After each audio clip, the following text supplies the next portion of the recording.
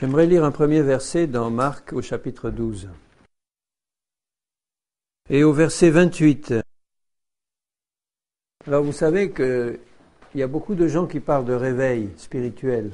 On entend dire que dans tel pays il y a un réveil, que dans tel autre il y a un réveil, que dans les temps passés il y a eu un réveil à tel endroit, au pays de Galles ou en Californie. Alors quand je regarde la parole du Seigneur, le Nouveau Testament, je ne vois pas beaucoup parler de réveil, parce qu'ils étaient tous réveillés. Ils étaient tous réveillés à cette époque-là. Au temps du début de l'Église, on ne parlait pas de réveil, on parlait de ce que le Saint-Esprit accomplissait dans l'Église, parce qu'elle était réveillée à la présence du Seigneur. Elle avait vu Jésus ressuscité, et rien ne pouvait enlever de leur cœur cette assurance que Jésus était ressuscité. Ils l'avaient vu de leurs yeux, Jésus leur avait parlé pendant 40 jours. Imaginez un peu si le Seigneur venait en personne au milieu de nous, en chair et en os, là, pour nous parler pendant 40 jours. Est-ce que nous ne serions pas changés après ces 40 jours ? C'est sûr que maintenant, on croit en Jésus, on sait qu'il est vivant, on sait qu'il est ressuscité, on a vu ses réponses à nos prières, on en verra encore. On sait qu'il habite dans nos cœurs, il agit constamment dans nos vies. Ça n'enlève pas les problèmes et les difficultés, mais on sait que le Seigneur est là et qu'il est la réponse à toutes nos questions. Mais nos yeux ne l'ont pas encore vu. Il nous demande de marcher par la foi. Bientôt, il va revenir sur les nuées et nos yeux le verront, si nous sommes prêts. Nos yeux le verront. Mais en attendant, il nous demande de marcher par la foi et il nous demande d'être pleinement réveillés à lui, à sa présence. Si nous nous endormons, qu'est-ce qui se passe ? Comment est-ce qu'on peut s'endormir ? On voit bien que dans les temps historiques, l'Église qui était au début pleine de vie et pleine de feu, après quelques années, disons après quelques dizaines d'années, ça a commencé à retomber, peu à peu. La génération qui a vu Jésus est morte, les nouvelles générations sont venues, les parents avaient parlé de Jésus à leurs enfants, etc. Et puis on se rend compte que déjà 100 ans après la mort de Jésus, la plupart des choses qui s'étaient passées dans la gloire du Seigneur au moment de sa résurrection étaient retombées dans l'oubli. Sauf pour un petit nombre, un petit reste qui était toujours resté réveillé. Mais pour la plupart, ils ont commencé à tomber dans le sommeil. Et puis ça s'est alourdi de plus en plus. Et pendant les siècles, on a vu l'Église complètement endormie. Alors le Seigneur a envoyé des prophètes, des gens qui parlaient de réveil et qui disaient aux enfants du Seigneur, « Mais réveillez-vous un peu, arrêtez de dormir. » Et comme le Seigneur revient bientôt, dans le monde entier, le Saint-Esprit parle au cœur des enfants de Dieu en disant, « Il peut revenir à n'importe quel moment. » Et quel que soit le moment, nous devons être prêts. Et être prêts, ça veut dire bien réveillés. Parce que Jésus va revenir au milieu de la nuit, sans prévenir personne, il nous a déjà prévenus. Il a dit, comme un voleur dans la nuit, et il a dit à ses disciples, mais vous ne serez pas surpris, vous ne savez ni le jour ni l'heure, mais vous ne serez pas surpris parce que vous serez prêts. Alors tout le travail du Seigneur, c'est de nous rappeler constamment cette nécessité d'être réveillés. N'attendons pas que le Seigneur envoie sur notre pays un réveil pour nous réveiller nous-mêmes. Sinon, si tout le monde dit ça, personne ne va jamais se réveiller. Le réveil commence toujours par une personne.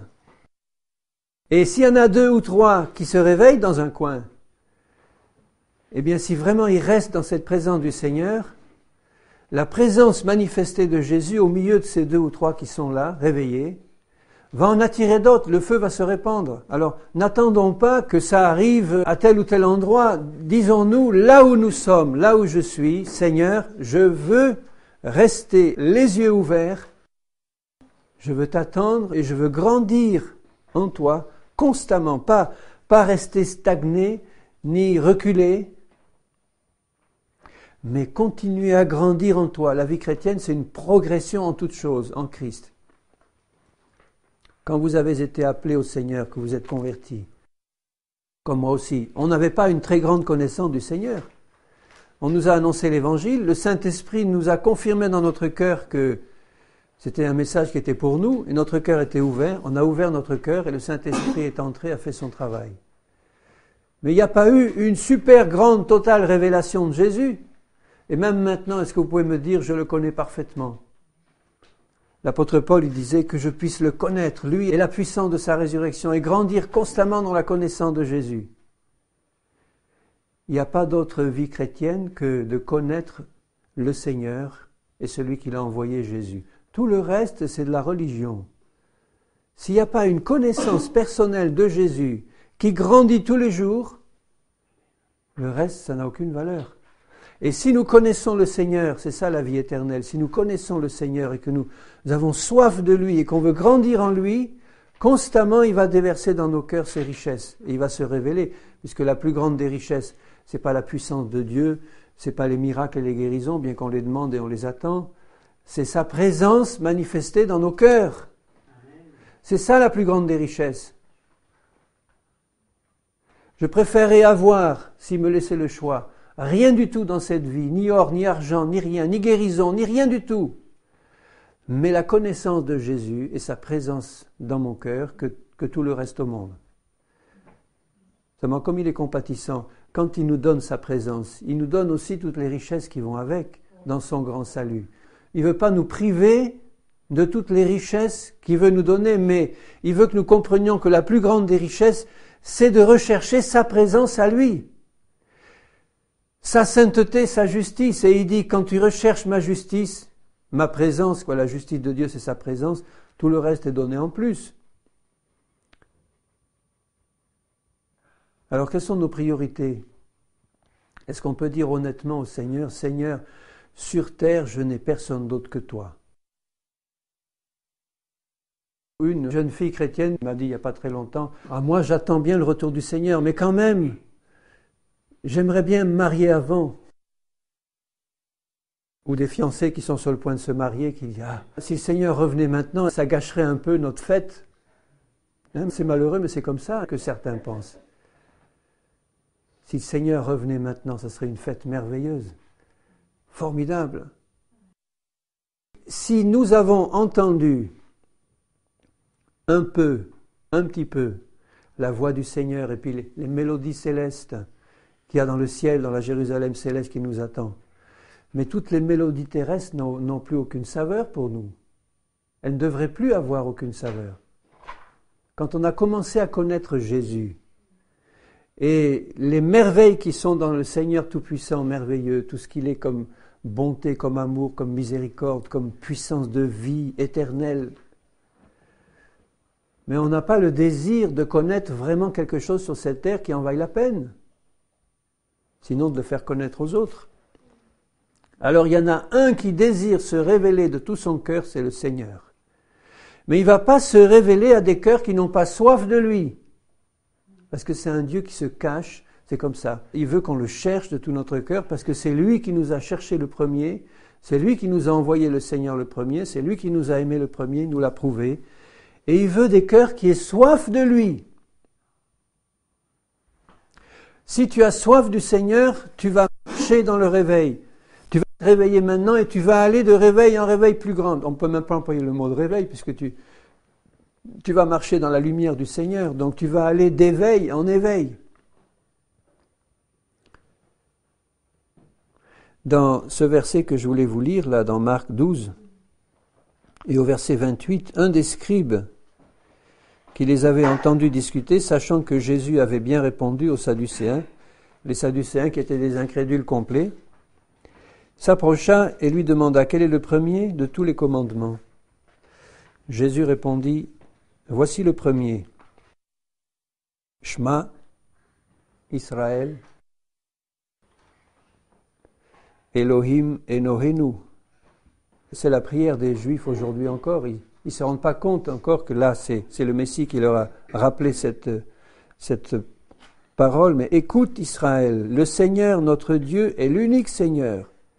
Tu aimeras le Seigneur ton Dieu de tout ton cœur, de toute ton âme, de toute ta pensée et de toute ta force. Et voici le second, tu aimeras ton prochain comme toi-même. Il n'y a pas d'autre commandement plus grand que cela. Et le scribe a dit d'accord, et Jésus lui a dit, tu n'es pas loin du royaume de Dieu. Il n'était pas loin, mais il n'était pas dedans. Il connaissait la parole du Seigneur, il savait quels étaient les commandements les plus importants, et Jésus lui dit, tu n'es pas loin du royaume de Dieu. Mais être pas loin du royaume, c'est pas encore être dedans. Il manquait quelque chose à ce scribe. Il manquait la présence du Seigneur dans son cœur. Mais voyez ce que Jésus lui rappelle, tu aimeras le Seigneur. Ça peut paraître bizarre que Jésus donne le commandement d'aimer, comme si aimer pouvait obéir à un commandement, et pourtant c'est un commandement du Seigneur. Tu aimeras le Seigneur ton Dieu de tout ton cœur, de toute ton âme, de toute ta pensée, de toute ta force. Ça veut dire que ça laisse aucune place à un autre amour. Et si mon cœur est tout entier occupé par un amour intense et total et absolu pour Dieu, pour lui,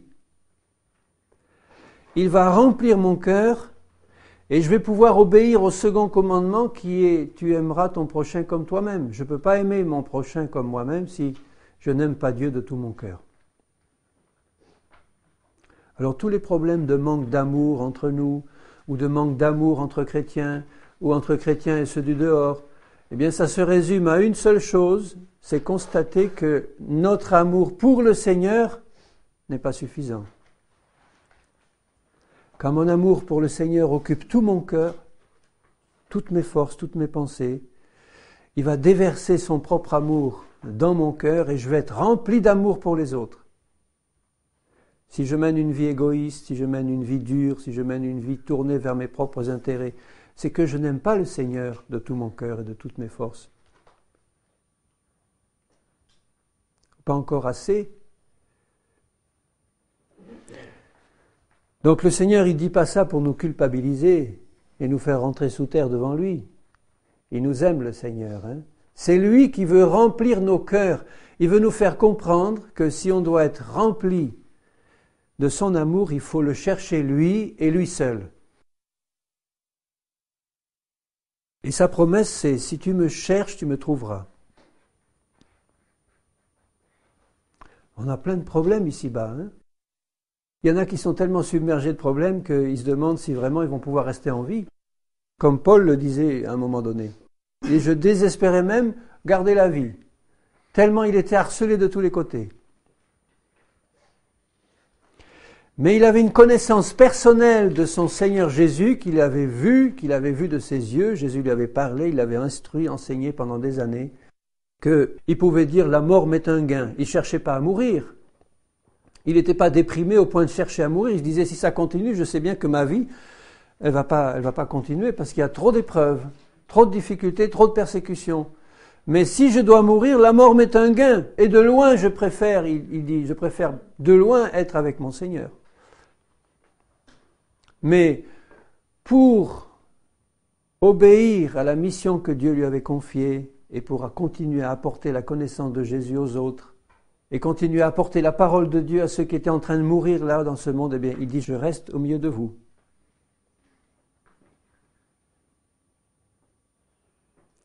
Paul était quelqu'un qui avait un cœur tout entier pour Jésus. Dès le premier jour, quand le Seigneur lui est apparu, bon, ça a été assez fort comme expérience sur le chemin de Damas. Il est tombé à terre et il est devenu aveugle. Et quand Jésus lui a dit « Je suis Jésus que tu persécutes », il a compris. Et là, toute sa vie a basculé. Il a compris qu'il était complètement à côté de la plaque. Que jusque-là, il n'avait fait que des choses qui déplaisaient au Seigneur. Il avait persécuté, tué, fait tuer, emprisonner, arraché, torturé des familles, séparé. C'était vraiment un dur. Et là, Jésus se révèle dans son amour en lui disant « Tu te rends compte que c'est moi que tu persécutes ?» Et la première phrase que Paul dit à Jésus, une fois qu'il a compris son erreur, il dit « Seigneur, que veux-tu que je fasse ? Que veux-tu que je fasse maintenant, Seigneur ?» Voilà, il a été retourné, en une seconde de la révélation de Jésus, il a été complètement retourné. Mais son cœur avant, il était rempli d'un zèle qui était mauvais. Un zèle religieux, un zèle persécuteur, mais il voulait servir son Dieu dans la loi et dans toutes ces...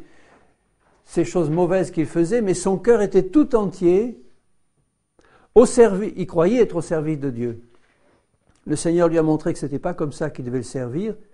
Il a été changé en un clin d'œil, et là le Seigneur lui a dit, maintenant, c'est moi, voilà, moi le Messie, Jésus que tu persécutes, c'est moi ton maître. Que veux-tu que je fasse, Seigneur? Et à partir de ce jour, jusqu'à son dernier souffle, son cœur a été tout entier pour Jésus. Et Jésus s'est servi de lui d'une manière formidable. Paul n'avait pas besoin de réveil. Il était réveillé. Et il est resté réveillé. Je ne l'ai jamais vu confesser le moindre péché, la moindre erreur, le moindre retour en arrière. Il n'a jamais rétrogradé. Bon, c'était un homme avec ses imperfections, sûrement, il n'était pas parfait, il le dit lui-même. Hein. Mais il était tellement intègre, tourné entièrement vers Jésus, qu'il savait que sa vie plaisait au Seigneur, malgré ses faiblesses et malgré ses côtés humains. Alors Jésus voudrait qu'on soit comme ça. Entier pour lui, tout entier pour lui, Seigneur, je t'aime de tout mon cœur parce qu'il n'y en a qu'un seul qui est digne d'être connu, d'être aimé, d'être adoré, c'est toi. Je désire que tu remplisses tout mon cœur, que tu te révèles à moi, que tu me fasses aller de gloire en gloire, que tu déverses constamment ton esprit en moi. Et je te fais confiance, Seigneur. Il y a des moments où on a l'impression que Dieu n'agit pas, des moments où on a l'impression que Dieu ne s'occupe pas de nous, des moments où on a l'impression qu'il nous a complètement ignorés, laissés dans un coin, et puis il est allé s'occuper ailleurs de ses affaires apparemment. Mais c'est une fausse impression. Il a permis ça pour faire un travail plus profond dans notre cœur, mais il s'intéresse de très près à nous. On est la prunelle de ses yeux. Et s'il permet qu'on passe dans des temps d'épreuve, dans des temps où on est dans un coin, dans des temps où on souffre, des temps où on est dans la difficulté, ce n'est jamais perdu pour le Seigneur, même quand Satan arrive à prendre un pied pour nous faire mal ou nous cogner. Le Seigneur qui a l'œil sur nous, il peut permettre ces choses, mais il y a toujours un but derrière. Et nos cœurs ne doivent jamais perdre confiance en la présence du Seigneur et en son action. Il a un but derrière. Le Seigneur, il permet telle difficulté pour me montrer où j'en suis, me montrer où je dois aller et tourner mon cœur un peu plus près de lui. Il n'y a rien de perdu avec Dieu quand tu l'aimes de tout ton cœur. Rappelez-vous ce que Paul a dit, que toute chose concourt au bien de ceux qui aiment Dieu. On revient au premier commandement, tu aimes Dieu de tout ton cœur. La promesse du Seigneur pour toi, c'est que tout concourt à ton bien. Même Satan, il s'en rend pas compte, lui, il essaie de nous faire du mal. Mais il fait une œuvre qui le trompe. S'il a devant lui quelqu'un dont le cœur est tout entier pour Jésus, Dieu te dit que tout concourt à ton bien. Il va en sortir un bien pour toi. Pourquoi? Parce que ton cœur aime Dieu et le Seigneur peut agir librement dans ta vie pour faire ce qu'il veut. Tu lui as donné la permission.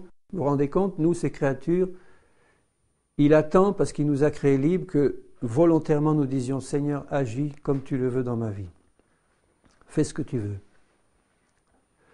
Alors, comme le Seigneur veut qu'on soit éveillé, ou si on dort, qu'on se réveille, et qu'on reste réveillé, et qu'on aille d'éveil en éveil toujours plus grand. C'est comme si, vous voyez, il y a une porte qui s'ouvre sur le ciel, sur Jésus, sur sa réalité, sur ce qu'il est, et petit à petit, cette porte s'ouvre et il nous introduit toujours plus loin. Mais on ne doit pas s'arrêter là, sur le seuil. Il ne faut pas s'arrêter au premier rayon de lumière qui nous arrive. Il faut avancer. On est attiré par le Seigneur. Il faut avancer en disant « Seigneur, je veux te connaître toujours mieux. Je veux que tu me réveilles si je suis endormi. Je me réveille moi-même devant toi. Je veux que tu me gardes réveillé, que tu me conduises plus loin en ta présence. » Alors, celui qui aime Jésus, qu'est-ce qu'il va faire? Toute sa vie est centrée sur le Seigneur. Si nous voulons que le travail du Seigneur arrive à sa perfection, je vais rappeler certaines choses que le Seigneur nous demande de faire dans sa parole, et que nous allons faire d'ailleurs tout naturellement si nous aimons le Seigneur. Si nous aimons le Seigneur, la première chose que nous allons faire, c'est chercher à le connaître toujours plus. Ça, c'est la première des choses qui doit être au fond de notre cœur.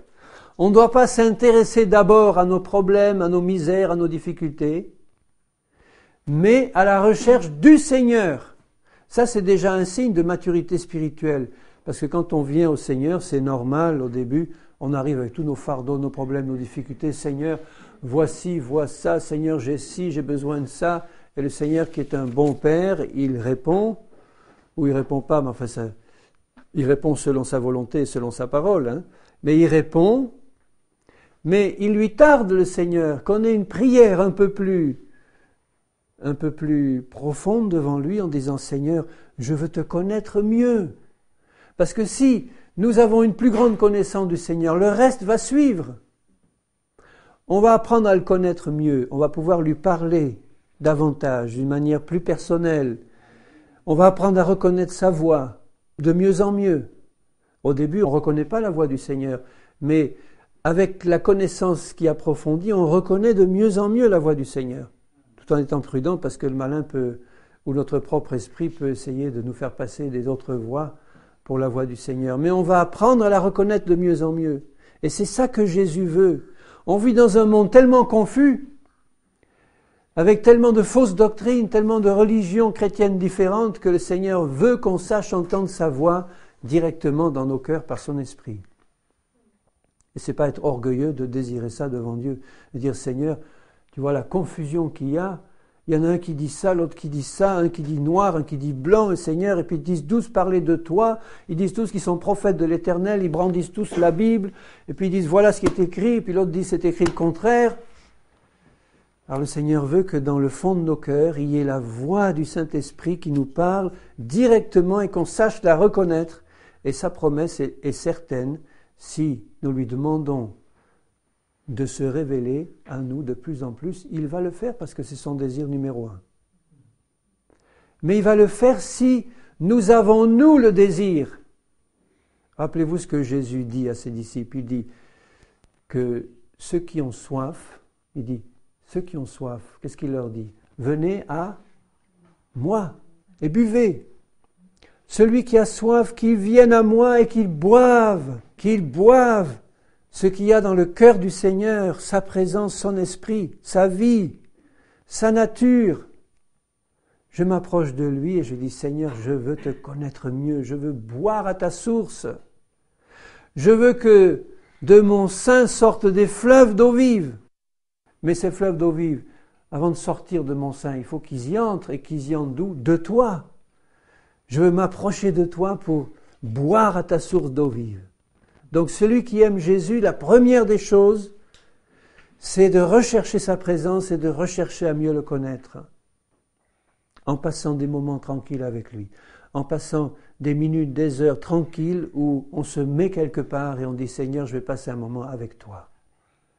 Même si c'est pour rien faire, enfin rien, on est là devant lui et on attend quelque chose du Seigneur parce qu'on lui a posé des questions, on a besoin d'une réponse. On attend, dit Seigneur, je suis devant toi, j'attends. Dans la prière, j'attends dans la confiance. Fais un travail dans mon cœur, révèle-toi, parle-moi d'une manière ou d'une autre, une heure tranquille, que ce soit le matin, que ce soit en pleine nuit.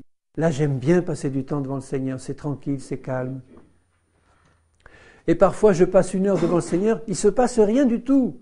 Je n'ai pas des visions, des manifestations célestes, un petit ange rose qui arrive et qui me parle de la part de Dieu. Rien de tout ça, rien. Mais je sais dans mon esprit que Jésus était content que je passe une heure devant lui. Parce que je l'ai cherché de tout mon cœur pour qu'il fasse un travail profond dans mon cœur. Et c'est ça qu'il aime, le Seigneur.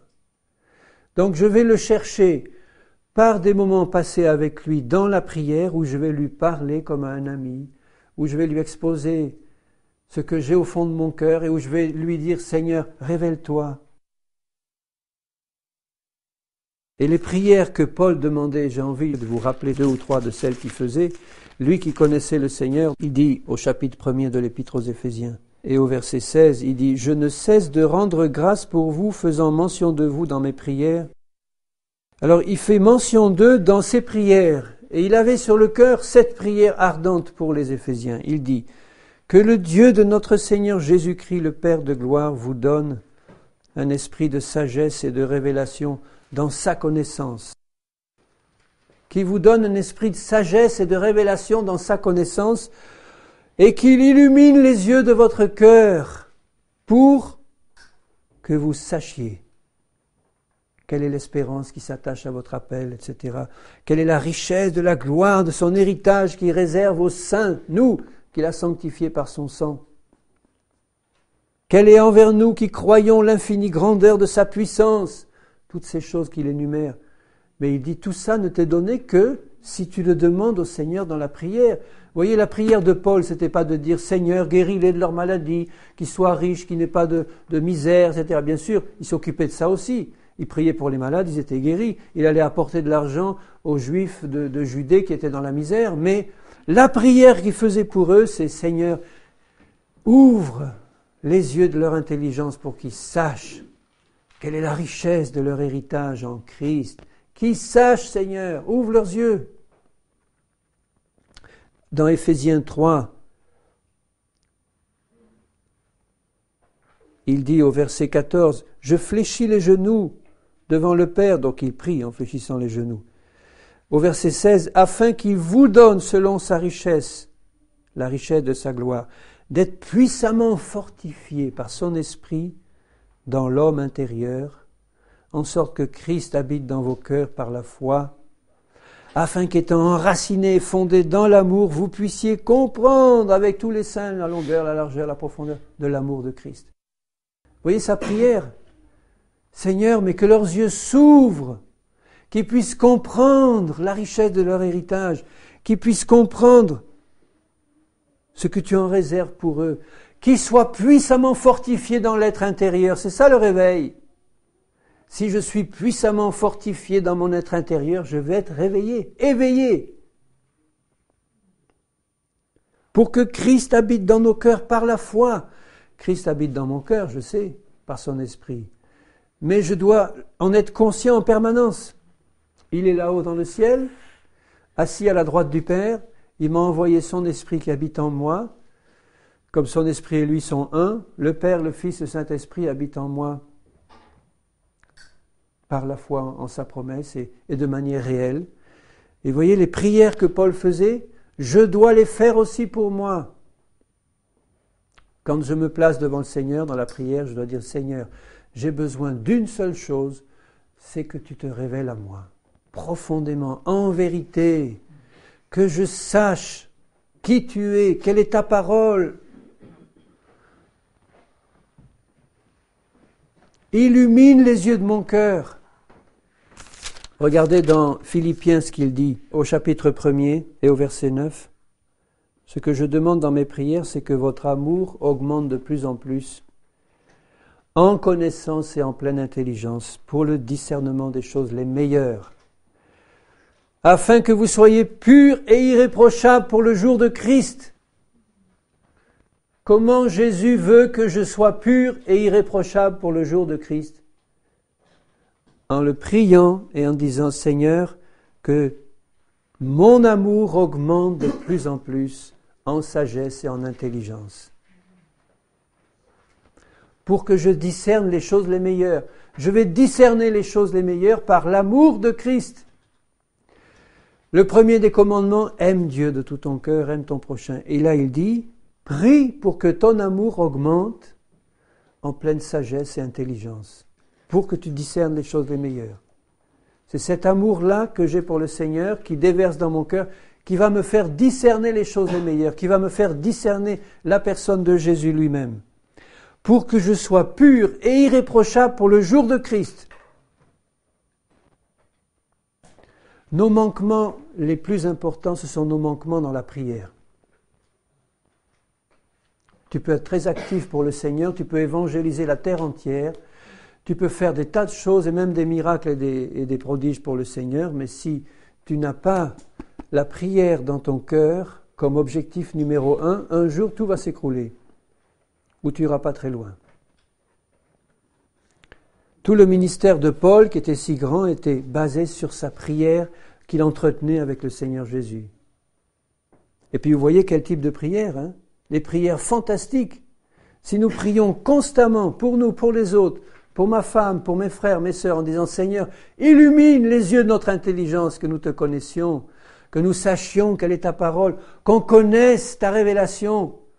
Il va le faire, et il ne le fera que si on demande, parce qu'il a dit, demandez, vous recevrez. Il ne va pas violer notre intelligence en se révélant de force. Il peut le faire, il l'a fait à certains, mais c'est pas sa règle générale. Sa règle générale, c'est de répondre à la soif de celui qui lui demande. Celui qui a soif, qui vienne à moi et qui boive. Qui boive, ça veut dire tu ouvres ta bouche et tu demandes, tu pries. Et en ouvrant la bouche et en priant, il déverse dedans sa révélation. Il se révèle lui-même, il te remplit. Ouvre ta bouche et je la remplirai. Dans tous les sens du terme, ça veut dire je vais te donner des paroles, mais je vais aussi te remplir de tout ce qui descend d'en haut. Dans Colossiens, il dit aussi, au chapitre 1 et au verset 9, « Nous ne cessons de prier Dieu pour vous, pour que vous soyez remplis de la connaissance de sa volonté, en toute sagesse et intelligence spirituelle. » Dieu accorde beaucoup d'importance à ce que nous soyons sages et intelligents. Pas de l'intelligence des hommes, mais intelligence spirituelle. Quand je me sens bête spirituellement, eh bien j'ai la solution. Je viens, Seigneur, tu vois, j'ai rien compris. Alors là, j'ai besoin d'une révélation. Mais Seigneur, je me place devant toi et je dis, Seigneur, mais alors, augmente ma sagesse et mon intelligence. Tu m'as dit que le Saint-Esprit me conduirait dans toute la vérité. Alors là, je te demande, Seigneur, ouvre mon cœur et révèle-moi ce que tu as voulu dire, la connaissance de ta volonté, pour marcher, au verset 10, d'une manière digne du Seigneur, lui être entièrement agréable, portant des fruits en toutes sortes de bonnes œuvres et croissant par la connaissance de Dieu. Nous avons besoin de connaître Jésus toujours mieux. Ça va nous faire grandir. On va échanger. Tu ne peux pas avoir une révélation de Jésus et rester le même. Tu ne peux pas. Plus tu vas recevoir une révélation de Jésus, plus tu vas être changé. Alors, au lieu de te plaindre de ton sort, au lieu de dire aux autres qu'on ne s'occupe pas assez de toi dans la prière, ou que tu n'as pas assez de communion fraternelle, ou que ça ne marche pas, ou que nos réunions de prière sont tristes et misérables, et que notre Église, elle bat de l'aile et tout ça, eh bien, tu t'approches, toi, du Seigneur Jésus, dans la prière, et tu lui dis, Seigneur, ouvre mon intelligence, remplis-moi de toi, de la connaissance de toi, de ta parole.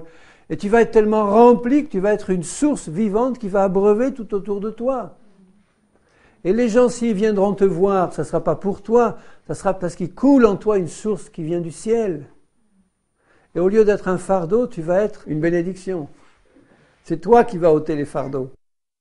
Alors c'est vrai qu'on est tous un corps, on a besoin les uns des autres de prier, etc. Mais si j'ai le moindre reproche dans mon cœur, le reproche que je mets sur les autres, que je rends responsable de ma situation, là, je ne suis pas sur la bonne voie. Le reproche, je dois l'adresser à moi. Je dis, Seigneur, j'ai besoin que tu te révèles à moi.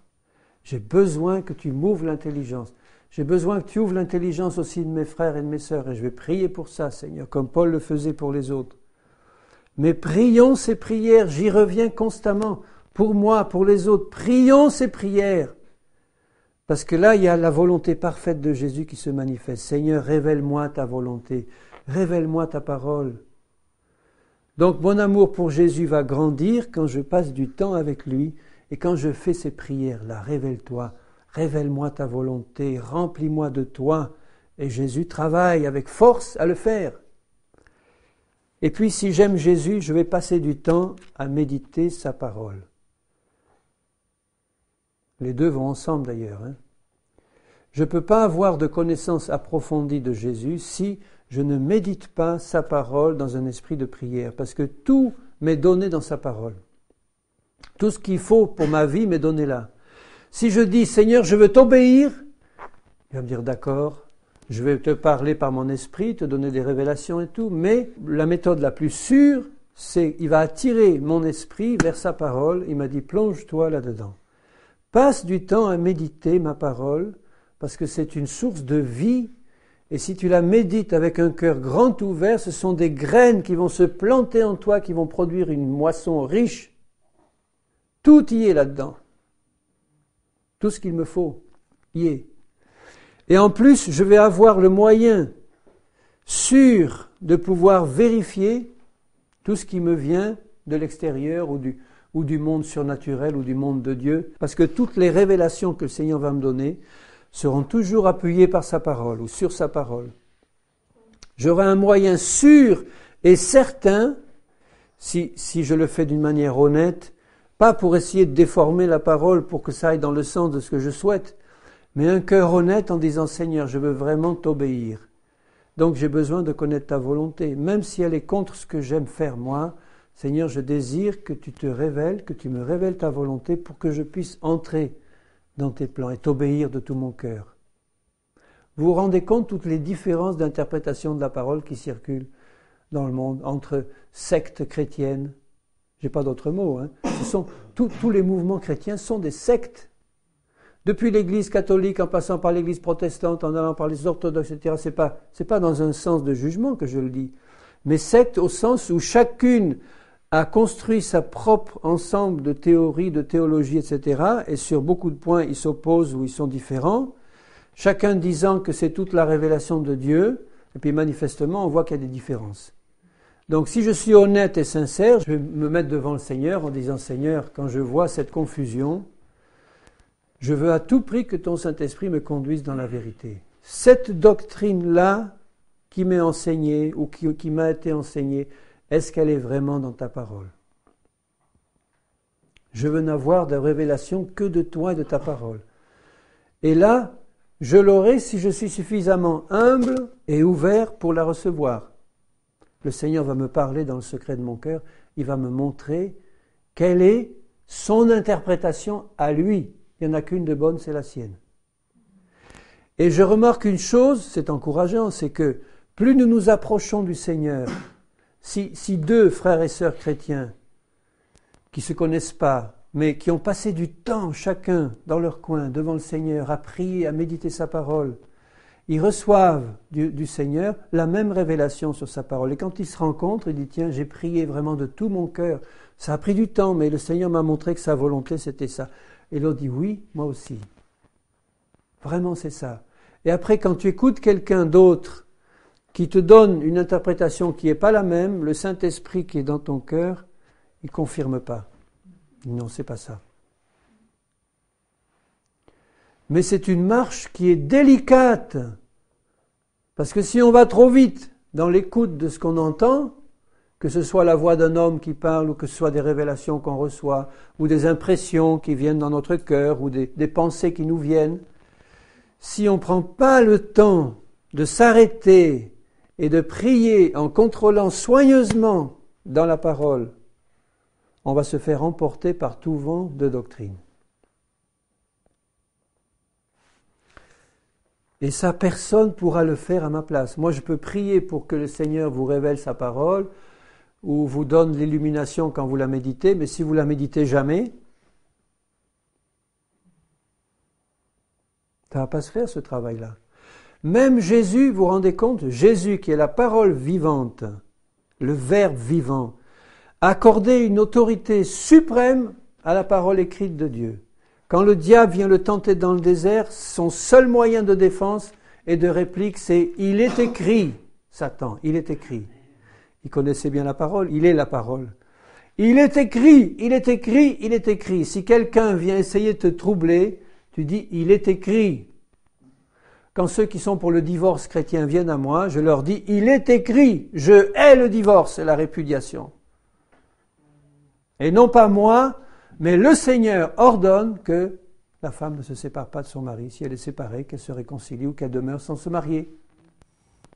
C'est clair et net. Mais si mon cœur et si ton cœur est tordu parce que tu n'as pas envie de faire la parole du Seigneur, tu vas toujours trouver un verset qui va aller dans le sens de ton mauvais cœur. C'est comme ça que font toutes les sectes. Ils ont envie que la parole de Dieu dise quelque chose et ils cherchent. Il n'y a pas un verset qui va...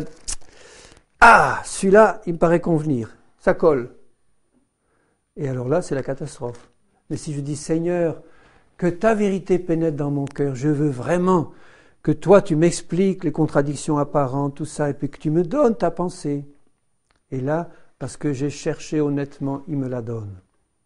Et je vais être conduit de plus en plus dans la connaissance de la parole vivante qui est Jésus, de sa doctrine à lui, qui est vivante, qui est esprit et vie, qui n'est pas un truc écrit comme ça et sans vie. C'est une doctrine vivante, c'est la vie même de Dieu qui va couler en moi. Et je vais être affermi comme un roc, ça c'est un rocher. Quand je vais méditer sa parole dans un esprit humble et de prière en disant « déverse ta vérité », je vais être affermi comme un roc, parce que je bâtis sur du roc. Et n'importe qui, la plus grande autorité spirituelle ou humaine peut venir en me disant « tu te trompes, c'est pas ça ». Si vraiment, avec humilité, mais avec sérieux, j'ai médité sa parole et j'ai reçu la révélation, je pourrais lui répondre avec amour, mais avec fermeté « mon frère, tu as beau être le ponte, je dois te dire honnêtement que tu te trompes. » C'est pas ça, la parole du Seigneur. Et le Seigneur, quand il a travaillé comme ça dans mon cœur, il voit que je cherche la vérité, non pas pour parader aux yeux des autres et pour montrer à quel point j'ai reçu des révélations, mais simplement parce que je désire la vérité. Je suis un enfant de la vérité qui est Dieu. Je veux marcher dans toute la vérité. Je veux l'enseigner la vérité, je veux la pratiquer la vérité, je veux marcher dans ce que le Seigneur me montre. Il n'y a que comme ça que je peux le réjouir, celui que j'aime. Je n'ai pas de plus grande joie que de voir mes enfants marcher dans la vérité. C'est l'apôtre Jean, le vieil apôtre Jean qui dit ça. Mais il traduisait la pensée du Seigneur, qui est la vérité, le chemin et la vie. Je n'ai pas de plus grande joie que de voir mes fils et mes filles marcher dans la vérité. C'est-à-dire obéir à ma parole, sans s'occuper de ce que diront leur église, leur religion, etc. Si c'est contraire à ce que dit la parole, je ne m'en occupe pas, Seigneur. Je ne vais pas garder des choses qui ne sont pas dans ta parole. Je ne vais pas faire le rebelle et le révolté, mais je vais garder dans mon cœur ta parole et je vais la mettre en pratique. Pas seulement du bout des lèvres en disant « Ah, Dieu m'a donné une révélation ». Je vais la mettre en pratique. Tu m'as donné une révélation, Seigneur, sur le baptême d'eau par immersion. Je la mets en pratique. Moi, ça m'a coûté, moi. Hein. Moi, né à Lourdes et catholique, pour me faire accepter le baptême d'eau par immersion, il a fallu 6 mois où le Seigneur m'a travaillé à fond en me disant « Mais ton baptême, c'est pas celui que j'ai institué. » Et puis un jour, j'ai dit « Seigneur, je t'aime. Tu me persuades par ta parole, je rentre dans ta volonté. » Et le soir même, j'ai reçu le baptême du Saint-Esprit. Le soir. Alléluia. Parce qu'il est tellement riche, le Seigneur, pour nous, tellement riche que quand il nous voit mettre nos pas dans ses pas à lui, il ouvre les écluses des cieux. Il ouvre constamment les écluses des cieux. Il nous montre où ça ne va pas dans ma vie. Il dit, tu veux avancer avec moi ? Je t'aime, je vais te montrer ce qui ne va pas. Pas pour t'enfoncer, pour que tu laisses tomber ce qui ne va pas, que tu prennes ce qui va, que tu l'acceptes, que tu marches dans cette vérité, que tu avances. Alors ça ne vous réjouit pas, ça ? De savoir que nous avons quelqu'un qui s'appelle le chemin, la vérité et la vie, qui est la parole vivante de Dieu, qui est venu par amour pour nous, pour se donner, pour mourir sur cette croix infâme, pour donner sa vie pour nous, qui nous l'a prouvé, qui est ressuscité. La résurrection de Jésus, c'est la chose la plus fantastique qui soit. Et c'est la chose la plus facile à prouver. Parce que si 500 personnes l'ont vu ressusciter, si ses disciples l'ont vu ressusciter, s'ils ont bouleversé la terre entière de leur époque en quelques années, c'est que leurs yeux avaient vu le ressusciter et leur cœur savait qu'il était vivant. Le nôtre aussi. Vous vous rappelez quand Jésus marchait sur le chemin qui allait à Emmaüs avec 2 disciples qu'il n'avait pas encore reconnus, et puis il marchait, et puis tu ne sais pas tout ce qui se passait à Jérusalem ces temps-ci, mais alors tu es au courant de rien, quoi. D'où tu sors? Et puis en marchant, il dit « Homme lent à comprendre », tout ce qu'ont écrit les prophètes. Homme lent à comprendre, à l'intelligence obscurcie. Et lui, la parole vivante, il dit « Et en commençant du début à la fin, en passant par tous les prophètes, il leur a expliqué tout ce qui le concernait. » Et ils ne l'avaient pas encore reconnu. Et puis quand ils sont arrivés à Emmaüs, il faisait nuit, il est bien écrit, Jésus fit mine de partir. Et qu'est-ce qu'ils ont fait les autres? Ils ont dit, reste encore avec nous. Toi qui parles si bien, reste encore avec nous. Mais imaginez qu'il les laissait partir. Ça aurait été quand même, ils n'auraient pas eu la révélation de Jésus ressuscité. Jésus a fait mine de partir, et souvent ça peut nous arriver à nous. Jésus fait mine de partir. On a l'impression qu'il n'est plus là. Mais si on le laisse faire, on va rater des choses. Il faut dire, non Seigneur, reste encore, je vais rester avec toi, reste avec nous. Et il a rompu le pain, et leurs yeux se sont ouverts, ils l'ont vu. Et il a disparu. Et puis ils sont retournés à toute allure à Jérusalem pour annoncer qu'ils avaient vu Jésus vivant. Nos cœurs, il dit nos cœurs, qu'est-ce qu'ils ont dit à propos des paroles? Nos cœurs ne s'enflammaient-ils pas en entendant tout ce qu'il nous racontait sur sa parole? Quand on va passer du temps avec Jésus dans sa parole, c'est pas un livre sec. On va passer du temps et lui qui est la parole vivante, il va passer du temps avec nous pour nous la révéler. On va recevoir des choses qui vont nous faire du bien. Notre foi va grandir. La foi vient de ce que l'on entend, et ce que l'on entend vient de la parole de Christ. On va passer du temps avec lui. Quand vous entendez un message qui vient vraiment du Seigneur, ça fait grandir la foi en vous, en nous, parce que c'est quelque chose qui vient de la parole de Christ. C'est quelque chose de vivant. Ça va stimuler notre envie de le connaître mieux. Et on va dire, bon, cette fois, je vais passer davantage de temps avec toi. J'ai besoin, je sens qu'il y a des choses qui vont pas. Je sens qu'il n'y a qu'une chose, c'est pas passer du temps avec le frère un tel ou la sœur un tel. Non, c'est passer du temps avec toi. Tu peux m'envoyer quelqu'un qui va me faire du bien, c'est sûr. Mais moi, je désire passer du temps avec toi. Je désire t'appeler. Au secours, Seigneur. Je veux que tu te révèles, Seigneur. Révèle-toi.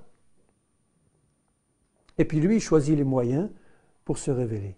Il peut le faire directement par son esprit. Il peut vous apparaître. C'est arrivé à des frères que je connais. Jésus leur est apparu. Ils l'ont vu de leurs yeux. Bon, ça, c'est une grâce spéciale. Mais si on l'a pas, je dirais, bon, c'est pas ça qui doit nous arrêter. Il va choisir un autre moyen pour se révéler par son esprit dans nos cœurs.